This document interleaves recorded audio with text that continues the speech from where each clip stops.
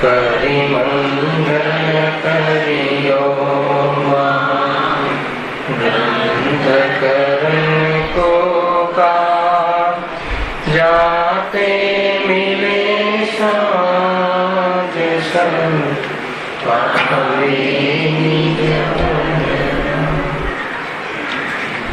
જે નિજ બાલ સદા સુખ નિજ નો કરો પ્રકાશ તે વિધિ ભવ દુઃખ તણી કરે છે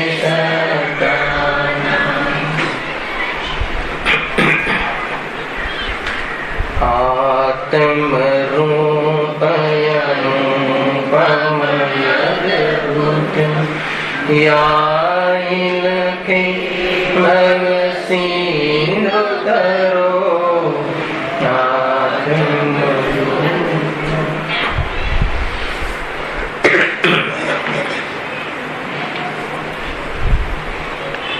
श्री मोक्ष मार्ग प्रकाशक ग्रंथ से त्रीजा अधिकार पूरा पड़े स्वाध्याय चाली गयो छे। एमा टॉपिक छे एकेंद्रीय पर्यायना दुख। एना बे पेरेग्राफ नो सार आपणे अहींया चाली गयो छे। मूल आज टॉपिक से એની શરૂઆત કઈ રીતે થઈ, એમાં શું કહેવા માંગે છે એની ચર્ચા 5 મિનિટમાં કરીશું। અત્યાર સુધી જે ચર્ચા થઈ એ જ્ઞાનાવરણની આદિ કર્મની અપેક્ષા મુખ્ય રૂપથી 4 ગતિના એ સ્ટાન્ડર્ડ વાળા જીવનની મુખ્યતાથી ચર્ચા હતી कि जे संघनी पंचेंद्रिय से एम ख्याल में आवे से कि मुख्य रूप थी अपनी वर्तमान पोजीशन ने अनुलक्षी ने ये चर्चाओं थई केम एम कि जे ज्ञानावरणी आदि घाती कर्म साता साता वेदनी आदि अघाती कर्म एना उदय में जे कोई परिस्थितिओ थाय छे ત્યાં જીવ મોહના કારણે ઘણો દુઃખી થાય છે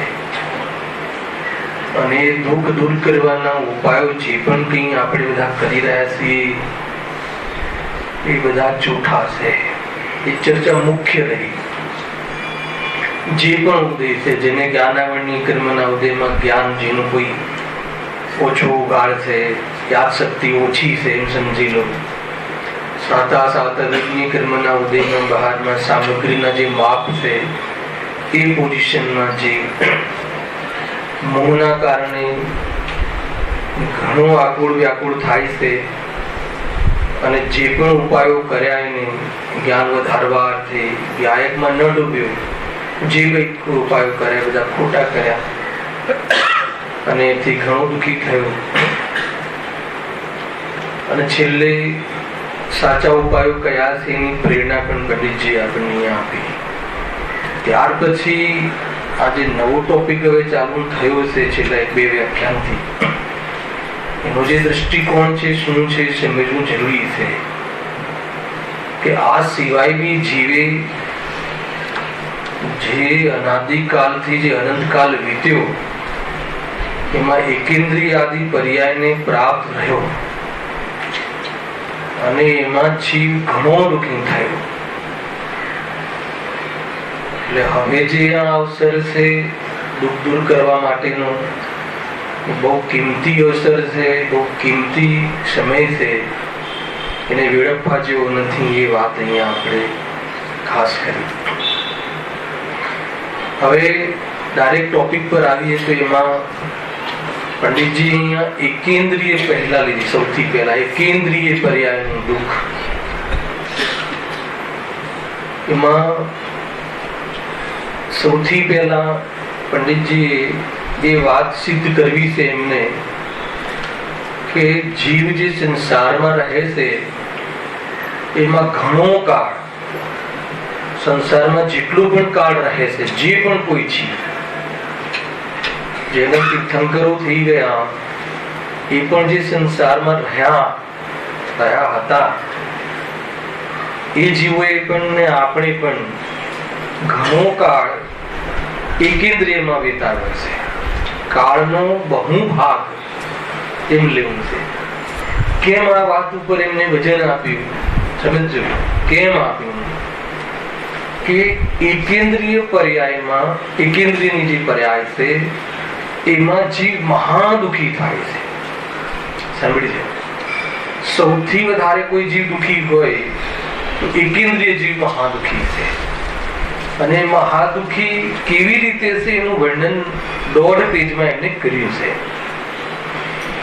પણ એ મહાદુખી છે જે એકેન્દ્રિય, અને એવી એકેન્દ્રિય પર્યાયમાં આ જીવે ઘણો કાળ કાઢ્યો છે. એટલે જીવ ઘણો દુખી, મહાદુખી ઘણો કાળ રહ્યો છે એ સિદ્ધ કર્યું છે. આખું વિઝન સવારે પહોંચતો હતો ત્યારે મને ખ્યાલ આવ્યો કે અંતમાં સિદ્ધ કરે છે. કેન્દ્રીય જીવની આ વાત પર કેમ વજન આપ્યું કે ઘણો કાળ જીવ ત્યાં રહે છે? કેમ કે એકેન્દ્રીય જેટલી પણ જીવ રાશિ છે સંસારની દુઃખી, એમાં કોઈ સૌથી વધારે દુઃખી હોય, જે ઘણો દુઃખી હોય, મહાદુઃખી હોય તો એકેન્દ્રીય, કે જે આપણને જીવ જ નથી લાગતો. પહેલા એ દુઃખી લાગે છે વાત તો સેકન્ડ બની રહી આપણા માટે. એ કેન્દ્રીય જે આપણને અહીંયા જીવનું વર્ણન કરવામાં આવે છે, કેન્દ્રીય જીવનું, એને આપણે આજ સુધી જીવ જ ક્યાં માનતા હતા? કોઈ જીવ છે એવું માને? આ મોટા ડુંગરમાં કોઈ જીવ છે એવું માને?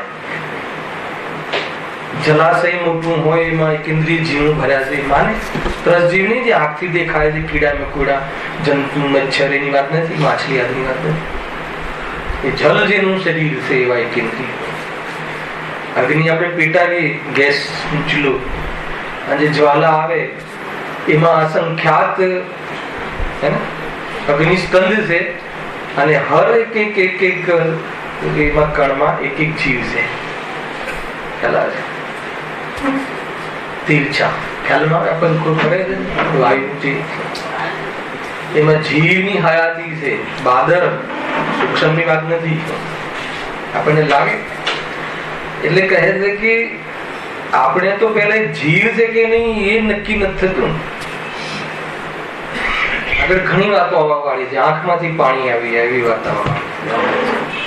પણ આ ચેપ્ટર ચાલુ કરતા પહેલા મારે થોડીક ચર્ચાઓ ઓવર કરવી છે.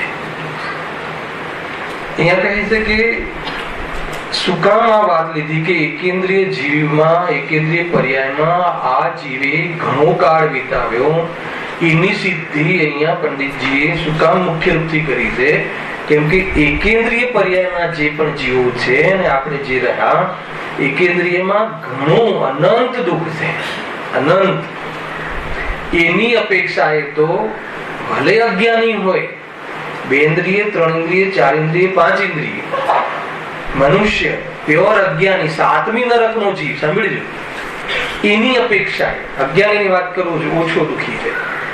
જે સંયોગની ઓરથી, જે કશાય શક્તિની ઓરથી, જે જ્ઞાનના ઉઘાડની ઓરથી એ જીવની અપેક્ષાએ ઓછા દુઃખી છે. અને એકેન્દ્રિય જીવનું તો ઘરે રહી કહી શક્યા નહીં તે પણ શ્રી ભગવંત જો દુઃખ કરોડો જીવ દ્વારા ન કહી શકાય એવું એવા વર્ણન આવે એકેન્દ્રિય. અને એવી પર્યાયમાં આ જીવે ઘણો કાળ એટલે અનંતો કાળ વિતાવ્યો છે, અને હવે નથી વિતાવવો. એટલા માટે આ ચેપ્ટર એવા આપણા અપલક્ષણ છોડી દઈએ કે જેથી આપણે પાછા ખ્યાલ આવે કે એવા ઇતરની ગોદમાં સ્થાયી ન થઈએ. એ અર્થે આની ચર્ચા કરવામાં આવી છે. હવે એકેન્દ્રિય જે કહ્યું સાંભળો, પેલા 2 પેરેગ્રાફમાં થોડોક સાર કહું છું, પછી થોડુંક આ ગણિતની ચર્ચા આપણે કરવી જે પ્રોમિસ કર્યું હતું એની ચર્ચા આપણે 2 પીરિયડમાં એટલી વ્યવસ્થિત રીતે પરાવર્તન સહિતની ચર્ચા કરીશું કે આપણને ગારંટી છે કે અગર જો કોઈ જીવ ઈમાનદારીથી આ વાતને સર્વજ્ઞના વિશ્વાસ વાળો જીવ અહીંયા બેઠો હોય કેમ કે કેવડી ગમ્ય વાતો છે, કેવડી કહેલી, કેવડી ભગવાને જોયેલી વાતો છે. આપણા અનુમાન જ્ઞાનમાં અને અનુમાનથી એને જેટલી આપણે જરૂર છે એટલી સમજી શકીએ એમ છીએ.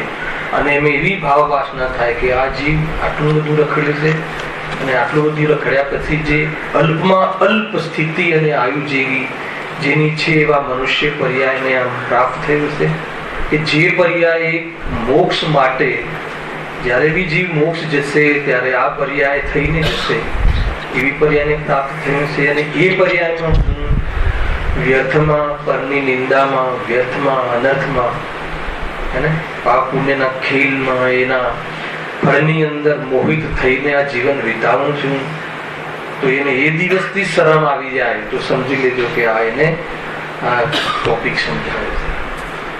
અને સમજાવ્યું ક્યારે કહેવાય કે જેને મોહના મૂળિયા ઢીલા પડે, કશાયને અભાવ કરવાનો એનામાં દ્રઢ સંકલ્પ થઈ જાય અને આ જ્ઞાન સ્વભાવ પર બહુ પ્રેમ ઉપજે, પોતાના સ્વભાવનું અંદરમાંથી એવું મીંગમાં આવે કે છૂટી શકાય છે. અરે જેનામાં છે નહીં એને જોવાથી આ બધું સંસાર સમાપ્ત થઈ જાય છે. આવો મહિમા સાતિશય પુણ્યમાં નિમિત્ત બને છે, પરંતુ એના અંતર્ગત જો પુરુષાર્થ ચાલી ગયો તો મોક્ષનો પ્રારંભ થઈ જાય છે. ભાઈ વાત સમજો, બહુ ઊંચી વાત છે. માનસ તૈયાર કરું છું, પૂણા 2 કલાક ચર્ચા કરવાની, પૂર્ણો કલાક આજનો, 1 કલાક કાલ. પેલા આ વિષયમાં મારે જે માનસ અંદરનું ચિત્ત એકદમ રેડી હોવું જોઈએ સાંભળવા માટે. તો અહીંયા પહેલા કહે છે કે આ જીવે, પહેલી લીટી છે, આ સંસારમાં જીવનો ઘણો કાળ તો એકેન્દ્રીય પર્યાયમાં જ જાય છે. એકેન્દ્રીય પર્યાયમાં પણ કયો એકેન્દ્રીય? એકેન્દ્રીયના પણ 5 ભેદ સાંભળી જ. અગ્નિ કાય, પૃથ્વી કાય, જલ કાય, વાયુ કાય ને વનસ્પતિ કાય. એમાં પણ ઘણો કાળ સામા વિતાવે છે વનસ્પતિ કાય. અને વનસ્પતિ કાયમાં પણ એનો ઘણો કાળ અનંતકાળ સામા વિતાવે છે નિગોદ. નિગોદ નું ભાવાસન તો ગઈ વખત મેં કરાવ્યું હતું.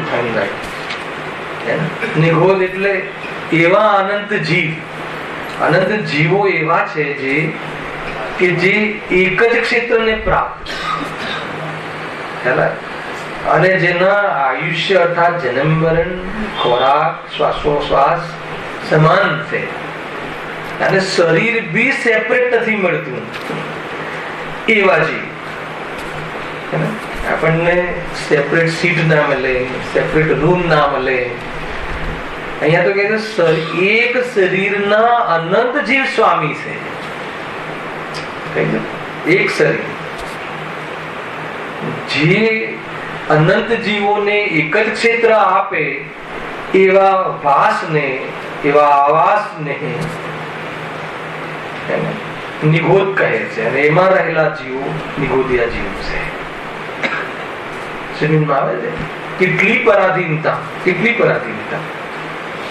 એક શરીરમાં 1000 એક અનંત જીવ હોય એના આધારે તો કેટલી પરાધીનતા. આપણે એક ફ્લેટ માં 5-7 જણ રહેતા હોય તો એક ઘણી વખત અનકમ્ફર્ટેબલ, કોઈને વહેલું જવું હોય, કોઈને મોડું જવું હોય, કોઈને આવું હોય, એને બાય મોડી આવવાની હોય, બધા પ્રોબ્લેમો થાય. તો એક જ શરીર આપણે એના સ્વામી અનંત જીવી સમજજો. અને એની ગણતરી ગઈ વખતે ખુલીને કરાવી દે, અમારે આગળ ચાલુ છે. અને એ ત્યાં આ જીવે અનંતકાલ વિતાવ્યો, જેને નિત્ય નિગોદ કહેવાય છે, કે એક વાર પણ ન નીકળ્યો હોય એવા જીવોને નિત્ય નિગોદ કહેવાય છે. એ સ્થાનને પણ નિગોદ કહેવાય છે. કયું સ્થાન?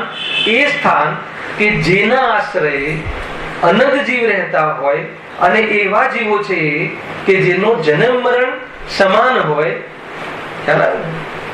જેનો શ્વાસોશ્વાસ સમાન હોય, જેનો ખોરાક સમાન હોય, તો એવા જીવો.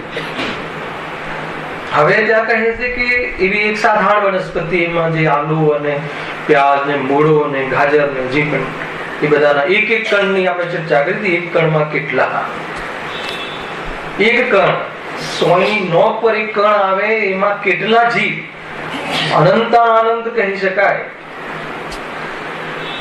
બરાબર છે?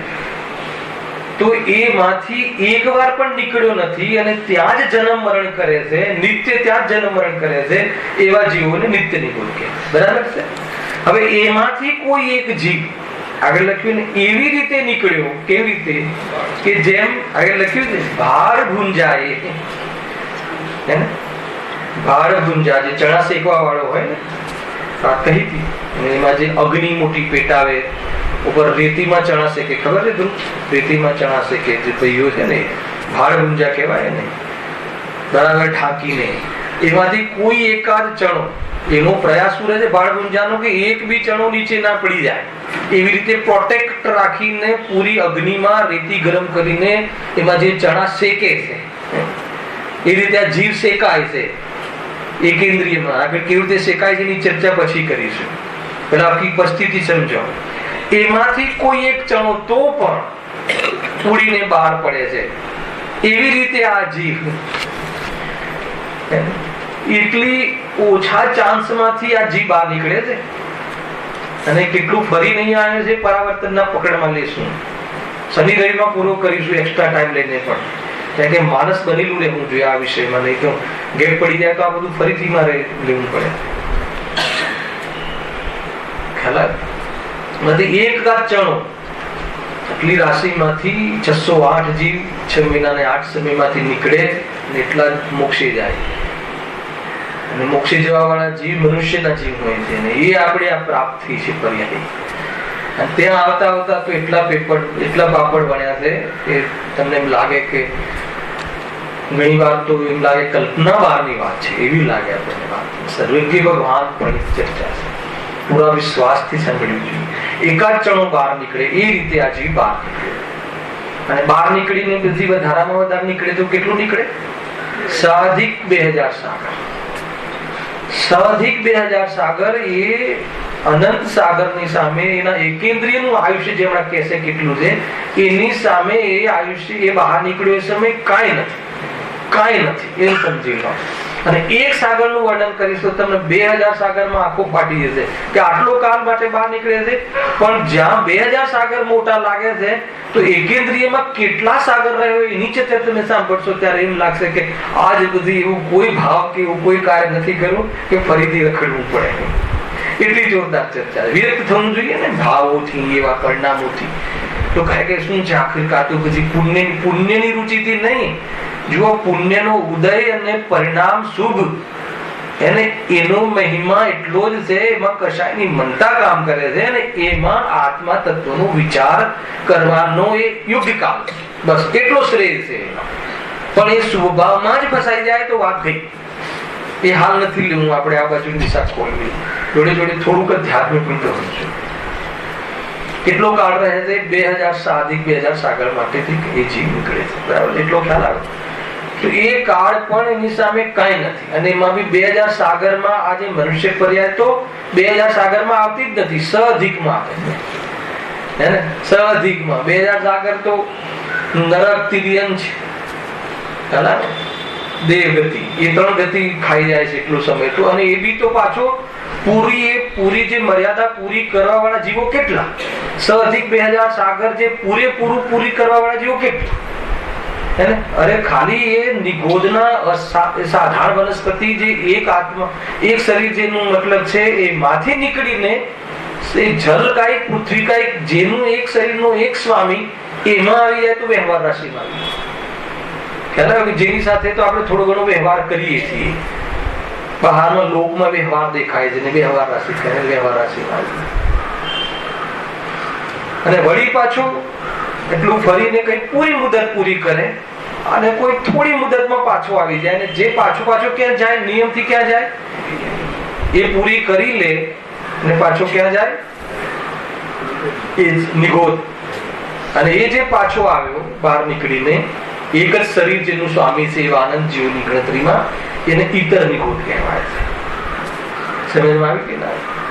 તો એ ઈતર નિગોદ એકેન્દ્રિયમાં બી નિગોદ તમે સમજો.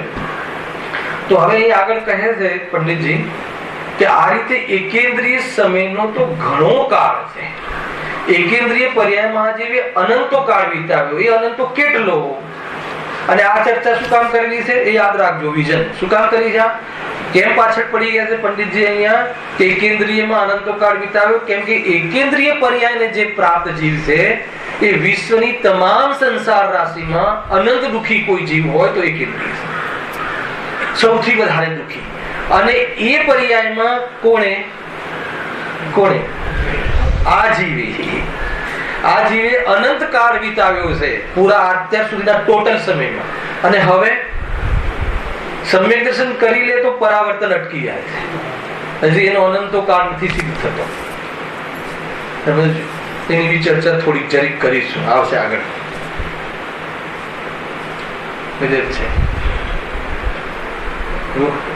આગળ શું કહે એ લીટી ડાયરેક્ટ વાંચો. જુઓ, બીજો પેરેગ્રાફ ડાયરેક્ટ લઈએ, એમાં ત્રીજી પંક્તિ.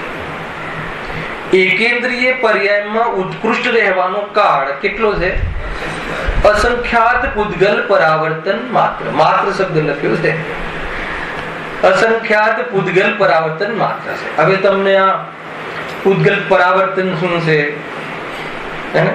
અને અસંખ્યાત શું છે બધી આપણને ખબર નથી, એટલે આમ કઈ અંદર હલતું જ નથી જીવ, કઠોર ને કઠોર રહે છે.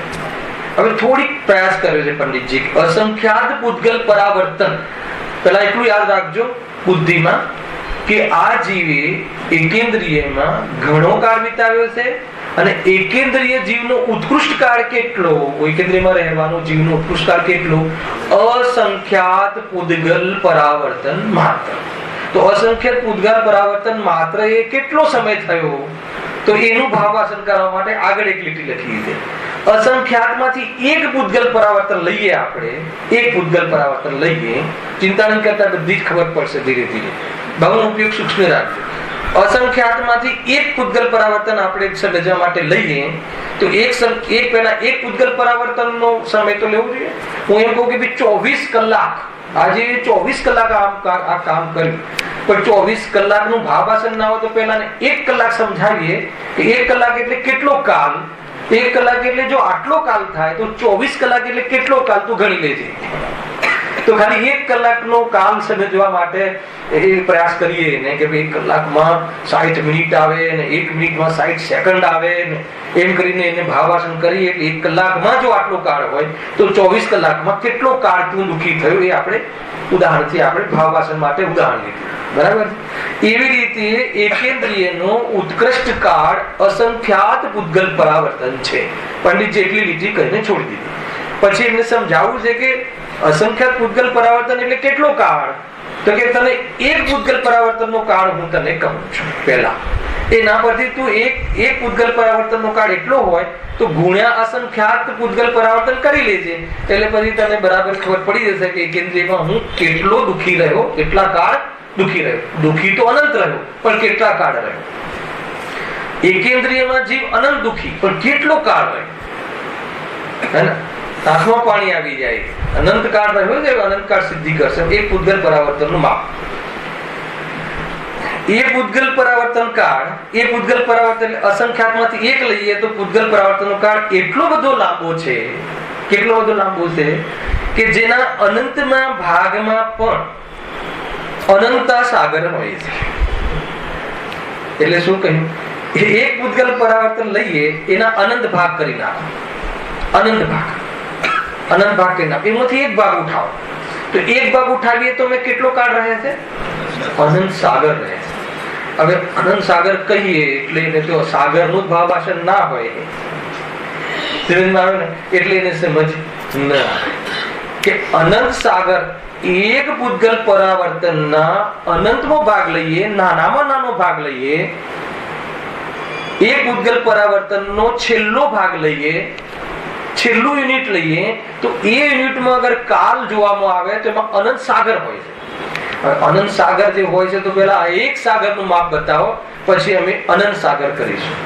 અને પછી આટલા બધા સાગર જો જીવ એકેન્દ્રિયમાં રહે અને એમાંથી 2000 સાગર માત્ર નીકળે સંખ્યાઓમાં, તો કેટલો બહાર આવ્યો? અને એ 2000 સાગરમાંથી પણ મનુષ્યની પર્યાય હે ને 48 ભાવ પર્યંત હોય, અને એમાં બી 24 ભાવ તો માતાની કુખમાં જ મરી ગયું હોય, એબોર્શન ને અપર્યાપ્તમાં જ. અને એમાં બાકીના 24માં તો નપુંસકના 8, સ્ત્રીના 8 અને પુરુષના 8. અને એમાંય પણ પાછા એમાં કોઈ અન્ય સંપ્રદાય, મુસલમાન આદિ, અને કદાચ જૈન થયો હોય તો અન્ય જૈન, અને દિગંબર થયો હોય તો પણ આ તત્વ અભ્યાસના સંપર્કમાં ના આવ્યો હોય, અને જીવ પૂરો થઈ ગયો તો એ 2000 સાગર એના માટે સદીમાં કેટલું કહેવાય? કશું જ ના કહેવાય. તો સમજી લેજો. અને એવો ભાવ આપણને જયારે આમ મળ્યો છે, ભગવાન વાતો આમ કરે છે કે આટલું બધું ભાઈ સાંભળવામાં આપણને બહુ મોટું લાગે છે, પણ આપણે વીતા નથી. આપણા પર વીત્યું છે. આ વિચાર કર્યો, સર્વજ્ઞ ભગવાન પણ ભરોસો છે ને, હે ને? સર્વજ્ઞ ભગવાન પર ભરોસો નહીં હોય તો આ વાતમાં એમ લાગશે કે શું છે, ખાવું પીવું ને મજા કરવી. અરે ખાવું પીવું ને મજા કરવી, તું ખાઈ પીને બી કઈ મજા કરી લે છે? બતાવો, શું નથી તારી પાસે ખાવા પીવામાં? કેટલી મજા કરી, હર સમય આપૂરતા, આમ થાય તેમ ખાય. 2 ગુલાબજાંબુ વધારે ખાય તો અપચો થઈ જાય ને, પરેશાન થઈ જાય ને.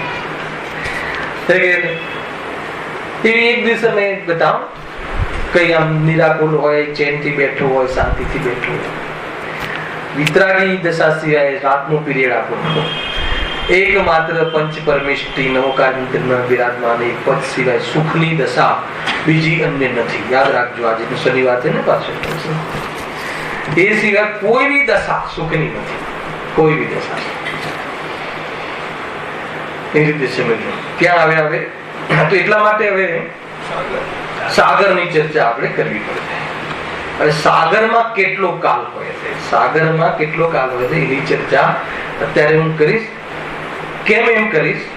શાના માટે સાગરની ચર્ચા કરવી છે કે જો એનું ભાવ વાસન થશે ને, પછી હું તમને અથવા ગુરુદેવના પ્રવચનમાં બી આવી જાય કે ભાઈ આટલો કાળ, આટલા સાગર, તો પેલું સાગરનું ભાવ વાસન છે ને, તો આપણને ગમશે આટલા સાગર તને આમાં દુઃખી થવાનું ફળ મળે છે, તો તરત ત્યાંથી ભાગે.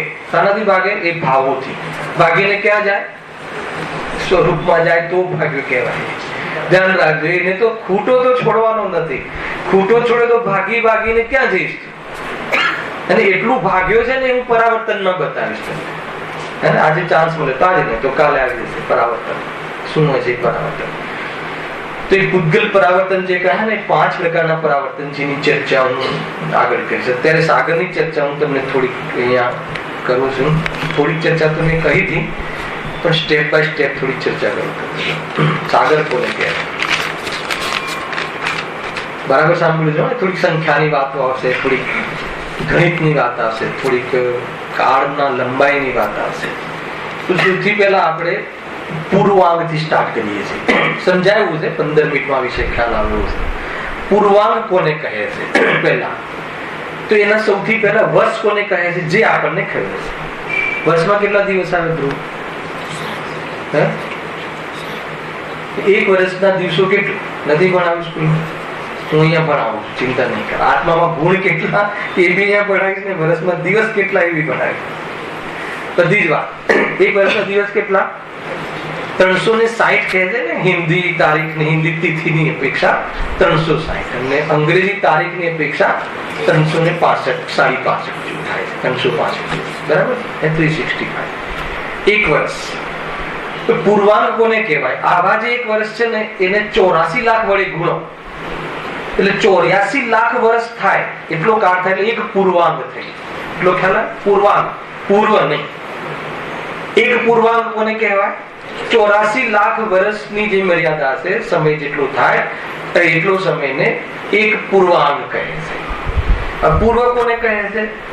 કે 84 લાખ વર્ષ અથવા એક પૂર્વાંગને 84 લાખ વડે ગુણો એટલે 84 લાખ ગુણ્યા 84 લાખ એટલે જેટલો આંકડો આવે, જે વર્ષ આવે એ એક પૂર્વનો વર્ષ. એક પૂર્વમાં એટલા વર્ષ. કેટલા છે? 84 ગુણ્યા 84 કરો એટલે કેટલા થાય? 7056. 84 into 84. અને એમાં 10 બિંદુ ચડાવી દો, 10 મીંડા ચડાવી દો. 14 અંક પ્રમાણ 70,56,000 કરોડ. 84 લાખ ગુણ્યા 84 લાખ કરજો પેલા કેલ્ક્યુલેટર, એટલે સુધી કામ કદાચ કરશે, પછી નહીં કરે. હવે જયારે બોલીશ બરાબર છે. 84 લાખ એક પૂર્ણાંક એટલે 84 લાખ, અને 84 લાખ ને 84 લાખ વડે ગુણો એટલે જે વર્ષ આવે એટલે 70,56,000 કરોડ વર્ષ. એ એક પૂર્વ. મનુષ્ય કર્મભૂમિ, સાંભળજો બરાબર છે, કર્મભૂમિનો જે મનુષ્ય છે કર્મભૂમિનો અને તિર્યન છે એનું ઉત્કૃષ્ટ આયુ અગર જે વધારે જીવે તો કેટલું જીવે? એક પૂર્વ નહીં, એક પૂર્વ કોટી. એક પૂર્વ કોટી એટલે શું થઈ ગયું પાછું? એક પૂર્વમાં કેટલા વર્ષ થયા? 70,56,000. હવે એને 1 કરોડ વડે ગુણો એટલે કેટલા વર્ષ આવે? જે આવે ટૂંકમાં 70,56,000 એક વાર, 70,56,000 બે વાર, 70,56,000 3 વાર, એમ 1 કરોડ સુધી એને પ્લસ કરતા જાઓ. ગુણાકાર કરવો તો જ છે ને. તો એ જેટલા વર્ષ આવે એટલા વર્ષનું આયુષ્ય મનુષ્ય કર્મભૂમિના મનુષ્ય જીવનનું ઉત્કૃષ્ટ આયુ છે. બરાબર છે. અને આવું ઉત્કૃષ્ટ આયુ અત્યારે કોને છે? સિમંદર ભગવાન. બરાબર છે. આપણે પણ ચતુર્થ કાળના પ્રથમ તીર્થંકર આદિનાથ ભગવાન તીર્થંકર પરમાત્માનું કેટલું આયુષ્ય છે? 84 લાખ પૂર્વ. બરાબર છે. અને સિમંદર ભગવાનનું કેટલું થયું? 1 કરોડ પૂર્વ. એટલે એનાથી 16,000 પૂર્વ આદિનાથ ભગવાનનું આયુષ્ય ઓછું. 84 લાખ પૂર્વ. 84 લાખ પૂર્વનું ભાવાસન થાય છે. એક પૂર્વમાં કેટલા વર્ષ? વારંવાર યાદ કરાવીશ. 70,56,000 કરોડ. એક પૂર્વમાં આટલા વર્ષ. અને એવા 84 વખત કરો એટલું આયુષ્ય કોનું હતું? આદિનાથ ભગવાનનું. અને એવું 1 કરોડ વાર કરો એટલું આયુષ્ય કોનું છે? સિમંદર ભગવાન. એના પછી સિદ્ધ ભગવાન થશે. કેટલા વર્ષ એને બોલો તીર્થંકર બનવું છે. તીર્થંકર ભગવાનનું આયુષ્ય એટલું છે. અને એમની સભામાં કેટલાય જીવ જે અત્યારે નિગોદમાં પડ્યા છે, સાંભળજો, નિગોદમાં પડ્યા છે, ત્યાંથી મનુષ્ય પર્યાયમાં આવી અને મુનિ દશા ગ્રહણ કરી એમના સમોષણમાં સાંભળી અને મોક્ષે જતા. અને સિમંદર ભગવાન જે વાણી કરે છે એ 1 કરોડ પૂર્વ, 1 કરોડ પૂર્વ, 1 કરોડ વર્ષ નહીં, 70,56,000 1 કરોડ વખત કરો એટલા વર્ષ ત્યાં રહેશે. સમજવા આવે છે? હજુ આ તો કઈ ગણતરી નથી. ગણતરી તો આગળ એકેન્દ્રિયમાં કેટલી એ વાત કરીએ ને આપણે. તો આ થઈ ગયું પૂર્વ. બરાબર છે. હવે જે ભોગ ભૂમિ છે, ભોગ ભૂમિ એનો જે મનુષ્ય છે અને એનું જે તિર્યજ છે, મહામત્સ્ય સ્વયંભૂ રમણીમાં, ખ્યાલ આવ્યો કે નહીં? તો એ જે અગર જે ભોગ ભૂમિ ના હોય જીવો મનુષ્ય ને તિર્યન, તો એનું ઉત્કૃષ્ટ આયુ કે ઉત્કૃષ્ટ કહું છું જગન્ને તો અંતર્મૂલક છે. ઉત્કૃષ્ટ આયુ કેટલું છે? 3 પલ્ય. હવે એક સ્ટેપ આગળ વધી રહ્યા છે. આપણે ક્યાં પહોંચવું છે? સાગર. શું કામ સાગરમાં પહોંચવું છે? હવે આયુષ્ય જોઈતું નથી એટલે પહોંચવું છે. એ ધ્યાન રાખવાનું, યાદ રાખવાનું. આટલું નથી રખડવું એટલે પહોંચવું છે. બરાબર છે. તો હવે પલ્યની વાત આવે. પલ્ય કોને કહે છે? અહીંયા લખ્યું દેજો. પલ્ય એટલે શું? કે આજે પૂર્વ થાય ને, પૂર્વ એ જે 1 કરોડ પૂર્વ લઈ લો. 1 કરોડ પૂર્વ તો થયા. 1 કોટી પૂર્વ જે સિમંદર ભગવાનનું આયુષ્ય છે એટલું. એને અસંખ્યાત વડે ગુણો. ખ્યાલ?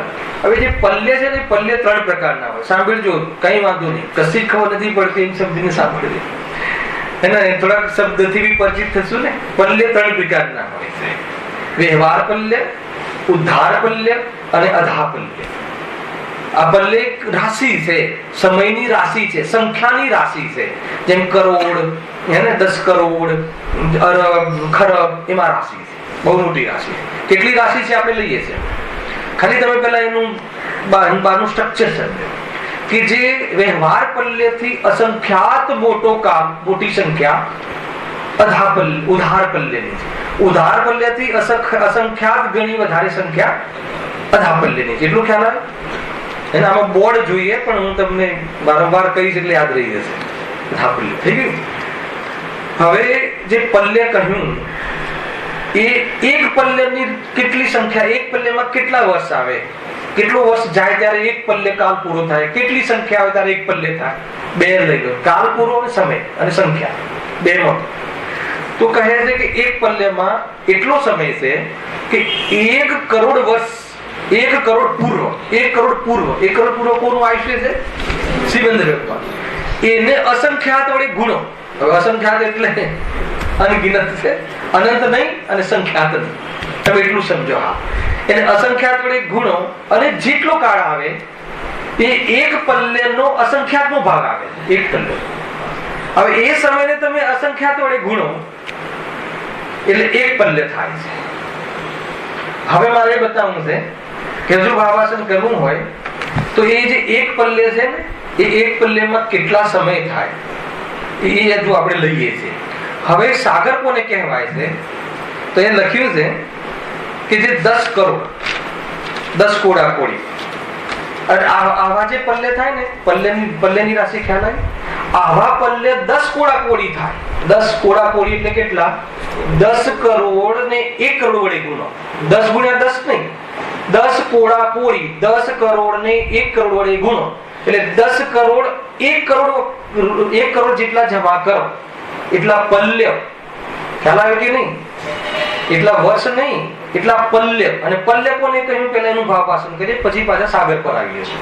પલ્ય આપણે અત્યારે શું પલ્યની ચર્ચા કરી કે 1 કોટી પૂર્વ વર્ષ, 1 કરોડ પૂર્વ વર્ષ, 1 કરોડ વર્ષ નહીં, 1 કરોડ પૂર્વ.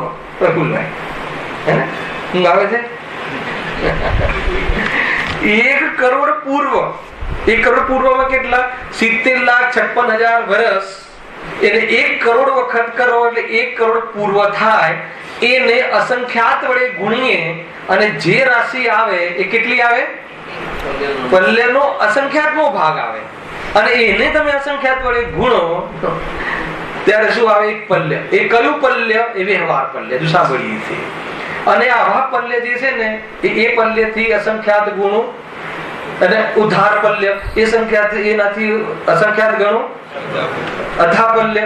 અને એ અધા પલ્ય 10 કરોડ લો, એવા અધા પલ્યના સમય 10 કરોડ લો અને 1 કરોડ વડે ગુણો એટલે સાગર આવે. એનું એક સાગર થાય. આવા 2000 સાગર માટે આપણે 12 આવીએ છીએ, પણ આવા પૂતગલ પરાવર્તનનો અનંતનો ભાગ લઈએ તો એમાં અનંત સાગર છે. તો એક પૂતગલ પરાવર્તનમાં કેટલા સાગર અને અસંખ્યાત પૂતગલ પરાવર્તનમાં કેટલા સાગર.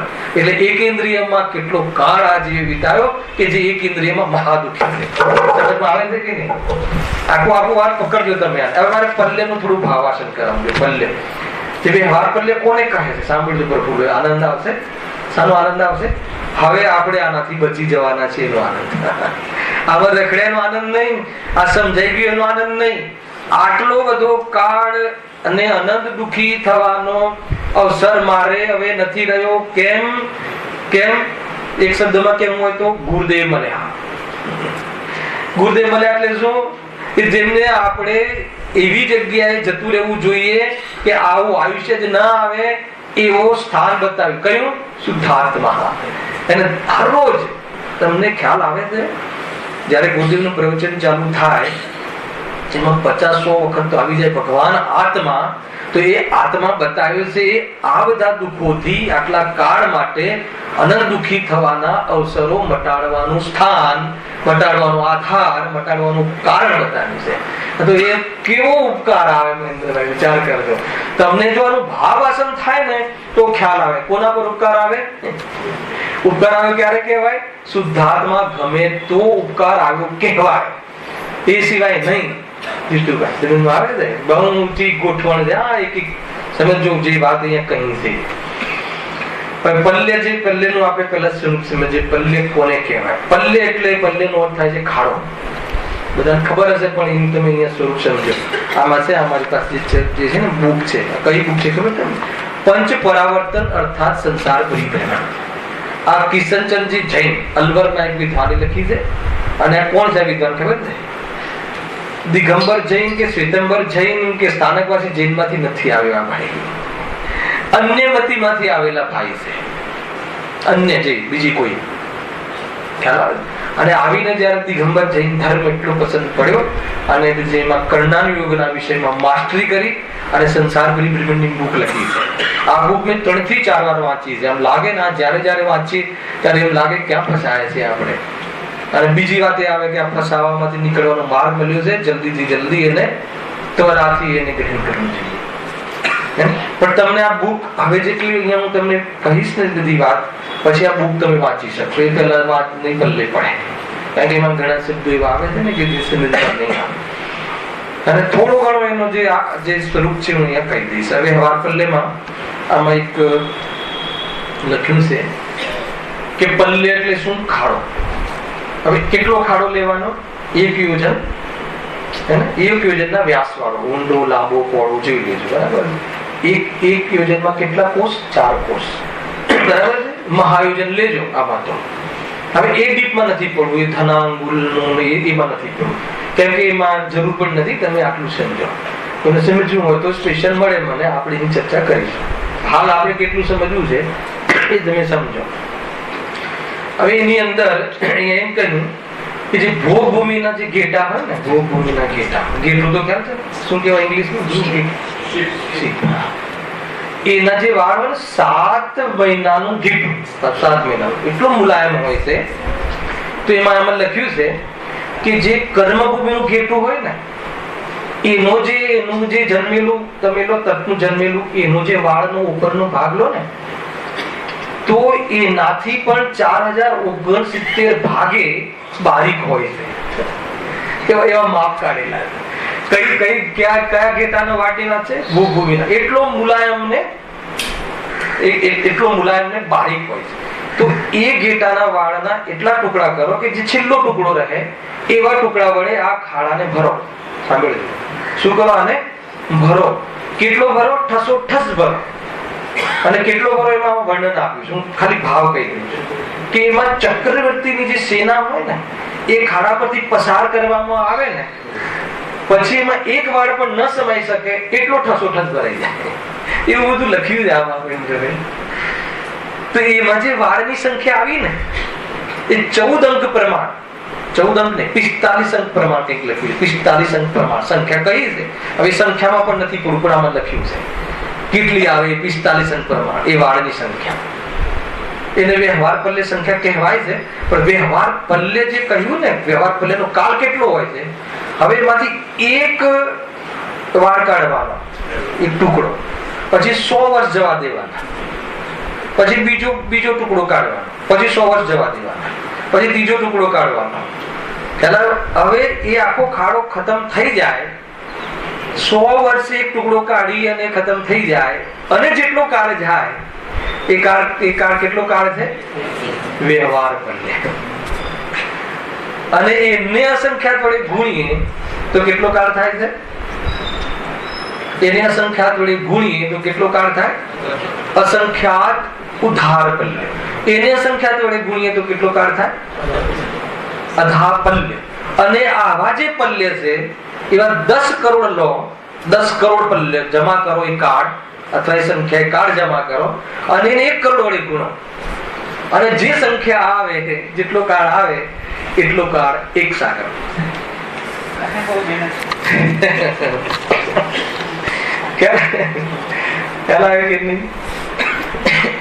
લાગે ને કે આટલો સાગર, આ 1 સાગર ની વાત છે. અને આવા કેટલા સાગર માટે બહાર નીકળે છે નિગોદમાંથી? 2000 સાગર સઅધિક એટલે 2000 સાગર અને કંઈક થોડો ઉપર આપે ને પરચુરણ, એટલું. અને એ પરચુરણમાં મનુષ્ય ભાવ આવે છે. એ પરચુરણ 2000 સાગર નહીં, અને એ સઅધિકમાં બી લાખો વર્ષ હોય છે. અને એમાં કાલ વ્યતીત થતા પંચમ કાલમાં એ મનુષ્યનું આયુષ્ય મેક્સિમમ 100 વર્ષ ગણાય છે. કોઈ 110 વર્ષ જીવે તો નહીં, તો સામાન્ય કથન છે. અને 100 વર્ષમાં કેટલા ગયા પ્રભુભાઈ? નહીં, હમણાં 100 વર્ષમાં કેટલા ગયા? એવા 100 તો બહુ વાર ગયા. હાલ 100 વર્ષમાં કેટલા ગયા? તો તો હવે કેટલો કાળ રહ્યો? અને એમાં બી આ સ અધિકમાં છેલ્લો હશે તો પાછા જ્યાં જશું એ કેટલો કાળ? ઈતરની ગોદ. એમાં કેટલો કાળ? ઈતરની ગોદમાં ઉત્કૃષ્ટ કાળ 2.5 પૂતગલ પરાવર્તન. અને એમાં એક પૂતગલ પરાવર્તન નો કાળ કેટલો? એનો જો અસંખ્યાતનો ભાગ લઈએ તો એમાં અનંત સાગર, અને એક સાગરનો કાળ કેટલો? હમણાં જે કહ્યું એટલો. સમજમાં આવે છે કે નહીં ભાઈ? રોતા ના આવે. અને આમાં એકેન્દ્રીયમાં વિતાવ્યું એટલે એમાં અનંત દુઃખી છે. એ જયારે વાત કરીશું ને, અનંત દુઃખી છે, એમાં આ જીવે કાળ કાઢ્યો છે. અને જો હવે આને આ જીવ તત્વનો આદર ન કર્યો, જે જ્ઞાન સ્વભાવનો આદર ન કર્યો, તો કહે છે કે તૈયારી છે શાની? વળી પાછું ત્યાં જવાની. કેટલા કાળે બહાર આવે. તમે વિચાર કરો કેટલા. હજુ તો મેં પરિભ્રમણની વાત નથી કરી. હજુ આ તો આપણે સારી ચર્ચા કરી છે. ખાલી એકેન્દ્રીયના કાળની ચર્ચા કરી. પરાવર્તન લઈએ છે જો આપણી પાસે. આમાં કોઈને ખબર ના પડી હોય તો મને પૂછે અત્યારે જ, એટલે જલ્દી ક્લિયર થઈ જાય. નહીં, મારે કેવું છે ને જો આગળ. મારે તો કઈ કેવું છે ને. જો ખબર ના પડી હોય અને ખબર પડી હોય, હવે એના પર મારે વાત કરી. ખબર ના પડી હોય એ નથી પૂછ્યું. ખબર પડી હોય નો શું હે ચંદ્રકાંતભાઈ? ખબર પડી હોય આ મનુષ્ય ભવ મને મળ્યો છે ને એના જેટલા પણ વર્ષ બાયનો એક શ્વાસ બાકી હોય, એક શ્વાસ, તો પણ એટલો અમૂલ્ય છે, એટલો અમૂલ્ય છે, કેટલો અમૂલ્ય છે કે 3 કાળની જે જળ સંપત્તિ મને કોઈ આપી દે તો એનાથી પણ આ એક સમયનો ઉપયોગ કિંમતી છે. એવો કિંમતી ઉપયોગ હે ને, એવો કિંમતી ઉપયોગ. એટલો બધો જળવે ભવ તો આપણી પાસે નહીં. તુચ્છ જે જળવે ભવ છે એની દેખરેખ કરવા માટે અને ટકાવવા માટે આપણે એને શું કરી નાખીએ છે? ખર્ચી નાખીએ છે. વેસ્ટ ઓફ ટાઈમ, વેસ્ટ કરી નાખીએ છે.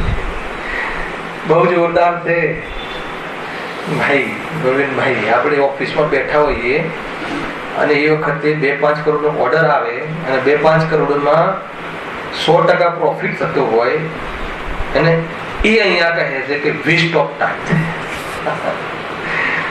વેસ્ટ ઓફ ટાઈમ એવું ભાષે જેને, એને આત્મા પ્રાપ્ત કરવાની લગની કહે છે. અને પછી તો પણ પ્રાપ્ત થઈ જશે એની ગેરંટી નથી. લોકો ભરમાવે છે, ભરમાવે. જો મતલબ કે જીવ આનાથી પછી તમે આવ્યા ને, તમને આત્માની વાતમાં તમે આવ્યા એટલે તમને સમ્યક દર્શન થઈ જશે એ નથી કહેતા. એવું સાંભળ્યું મેં. તમને સમ્યક દર્શન છે જ. શું કહે છે? આવું ચાલે છે. અને ત્યાં લોકો ઉમટે છે. કેમ કે સમ્યક દર્શન મળે છે મફતમાં. કોણ આપે છે તને સમ્યક દર્શન? ચાલે છે. અહીંયાની વાતો છે ભાઈ. ખસાય છે, ખસાય છે. ગુરુ તો કેવા જોઈએ ખબર છે? મને બહુ બહુ ગમે ભાઈ અનુપભાઈ. ક્યાં ગુરુ તો કેવા જોઈએ? બરોડાના એક જે થઈ ગયા ને કોઈ ભાઈ મુમુક્ષુ સ્વાધ્યાયી દરજી કે અન્ય કોઈ, એમની બુક છપાઈ છે, નામ ભૂલી ગયું છે. હે કોઈ જે બી કોઈ ભાઈ એમને એક બુક લખી જે બહુ અન્ય બધીથી આવેલા, અને બહુ સરસ બુક બી લખી. બહુ સરસ ગુરુદેવના કથાઓને એકઠા કર્યા છે. તો એમને પ્રસ્તાવનામાં લખ્યું, ગુરુ વિશે લખ્યું એમને. એમનો એક અનુભવ લખ્યો. ગુરુદેવશ્રીને ભાઈએ કહ્યું કે હે ગુરુદેવશ્રી, અમે તો નિહાલ થઈ ગયા. કેમ? કેમ કે જે તમે તત્વ કહ્યા છે એનાથી હવે જાણે કશાયો તો એટલી મંદ પડી ગઈ છે ખરા, અને બસ હવે તો સ્વાધ્યાય કરવાનું જ ગમે છે. ગુરુદેવ એમ ના કહ્યું શાબાશ ન કહ્યું. ગુરુદેવશ્રી શું કહ્યું હશે ખબર? તેથી શું? તમે આવે ને, તેથી શું? આવું તો અનંત વાર કર્યું, આવું તો અનંત વાર કર્યું. પ્રમાણ છે એમની પાસે, એમને નથી કહેતા. અને ખાર છાટે તો ઉવ ના કરે એવી મુનિ દશા. અને ધર્મ બુદ્ધિ થી, પાંચ ઇન્દ્રિયના ભોગની બુદ્ધિથી નહીં, પીછી કમળને લઈને મેરુ પર્વતનો ઢગલો થઈ જાય પીંછીનો, એટલી વાર મુનિદશા ગ્રહણ કરી.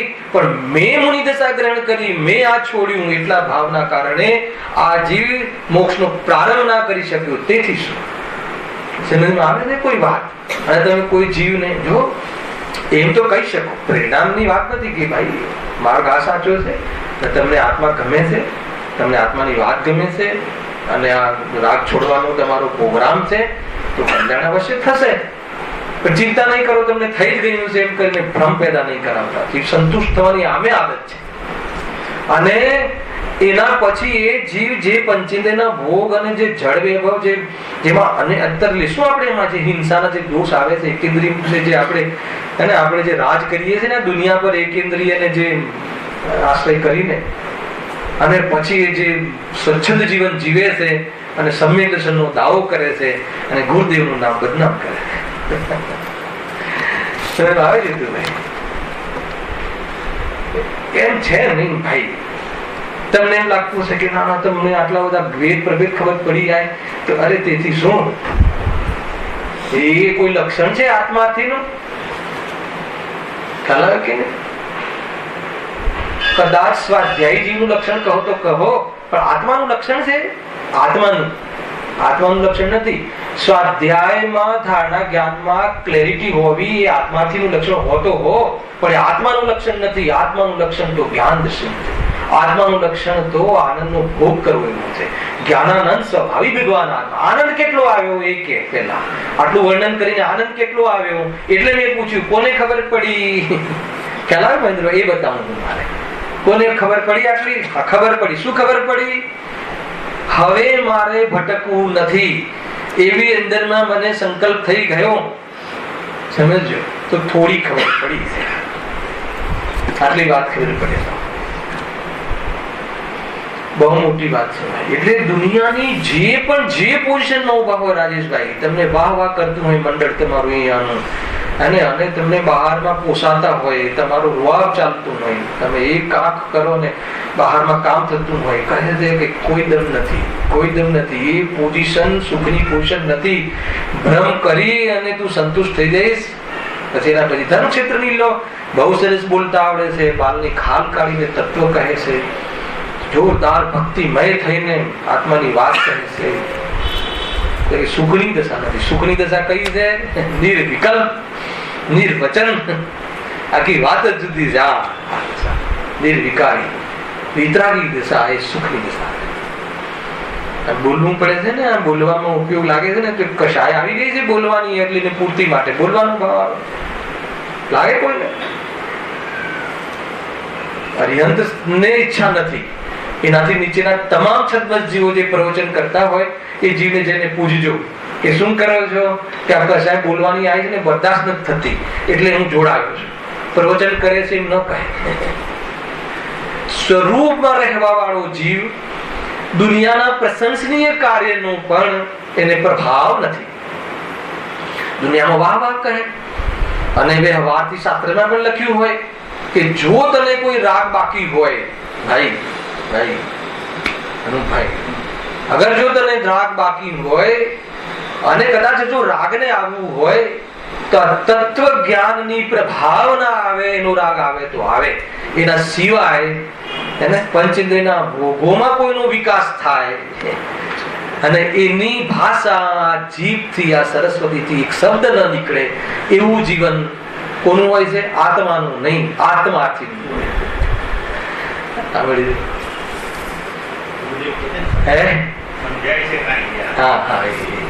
સમજાય છે કઈ લખ્યું આઠમા અધિકારમાં મોક્ષ પ્રકાશ વાંચો. અરે અનંત કાળનું દુઃખ મટી શકે એવી વિદ્યા કેવી એ કોઈ બહારના કાર્યોમાં ઉત્કૃષ્ટ કાર્ય હોય તો એ છે, અને એવી વિદ્યા સાધવી એ પરમાર્થથી ઉત્કૃષ્ટ કાર્ય છે. અને એ સાધવાના અર્થે બહારમાં કહેવી અને સાંભળવી તો કયું આપણે ચાલે છે નમસ્કાર મંત્રમાં? કયો વ્યવહાર? નમસ્કાર નો વ્યવહાર તો આ નમસ્કાર નો વ્યવહાર થયો કહેવાય. ભગવાનને પાસે જવાનો આ સાચો વ્યવહાર કહેવાય. એ અર્થે હોય તો, અને એ અર્થ સિવાય કોઈ અલગ ઇન્ટેન્શન હોય તો કહે કે તારા જેવો કોઈ દુષ્ટ નથી. બહુ બધી વાત ભાઈ, એટલે એક વાત કેટલી જગ્યાએ એટેચ થાય છે. કોઈ સામાન્ય વાત થોડી છે. આવ્યા ને કહીને જતા રહ્યા ને મજા પડી ને 4 જણે વાહ વાહ કરી અને સંતુષ્ટ થઈ ગયો, ધર્મ સંભળાવવા વાળો બની ગયો, ઠેકો લઈ લીધો અને ધર્મથી વંચિત રહ્યો. ક્ષેત્ર ધર્મનું વાત ધર્મની વાત, અને ધર્મ છાંટો એ નહીં. ધર્મ એટલે શાંતિ, શાંતિને પ્રાપ્ત કરવાનો ઉદ્દેશ નહીં, એમ નહીં, ધ્યેય નહીં. એને ભોગા પંડિત કહે. ગુરુદેવ પંડિત ની વ્યાખ્યા કરે. પંડિત કોને કહેવાય? ઘણી વાર તો એવું થાય, કોઈને પંડિત કહીએ ને તો એને શરમ આવે, અને કોઈને પંડિત કહીએ તો એને કે અત્યારથી પંડિત બે નથી સમજાય. ગુરુદેવ પંડિત કોને કહે છે? વ્યાખ્યાઓ કરી રહ્યા છો, બહુ બધી વાતો. બહુ બોલે ને બધું સમજાવે એનું નામ પંડિત નહીં. પારમેશ્વરી વિદ્યા જે સાધે છે, જેને વાસ્તવમાં એ આત્મ જ્ઞાન જેની પર્યાયમાં ઉઘડ્યું છે, એનો જે વિદ્વાન, પંડિત કહો કે વિદ્વાન, વિદ એટલે જ્ઞાન, જ્ઞાનવાન છે એ પંડિત છે. વેદ જ્ઞાન છે પંડિત છે. અવેદના દર્શન કરે છે એનું નામ પંડિત. પાંડિત્ય કહ્યું. એ પાંડિત્ય શું કહે છે? અને કદાચિત થોડો રાગ આવી ગયો અને કહેવાનો કોઈ પ્રસંગ આવી ગયો તો આજ કહેશે, બીજું નહીં કે. શું કહેશે? ભગવાન આત્મા તું પર્યાયની અંદર રાગ છે, એને તારી સાથે કોઈ પણ સંબંધ નથી. મોહ મેરા कुछ भी नहीं लगता. हालांकि कुछ भी नहीं लगता. કેમ? કેમ કે એમાં જ્ઞાન અને એમાં ચેતના નથી, અને એમાં આનંદ નથી. જેમાં આનંદ અને ચેતના ના હોય એમાં આત્મા ના હોય. અને આ આત્મા ચૈતન્ય ચિહ્ન માત્ર સ્વભાવ વાળો જે આત્મા છે, એમાંથી નિરંતર જ્ઞાન દર્શન આવ્યા રાખે છે. એને અનુભવ કરે તો આ બહારમાં હું છે એમ અનુભવ કરે, આ જ્ઞાન ચેતન છે એમ અનુભવ કરે, તો બહારનો જે સંયોગ છે એ સંયોગમાં કાંઈ પણ થાય તો પણ આ નિર્ભાર રહે, અપ્રભાવિત રહે. વાત અહીંયા પૂરી થાય છે. વાત સાગર થી લીધી અને જ્ઞાન સાગર માં લઈ ગયા. બાકીની ચર્ચા કાલે, પરાવર્તન ની ચર્ચા આપણે કાલે કરીશું. સહેજાનંદ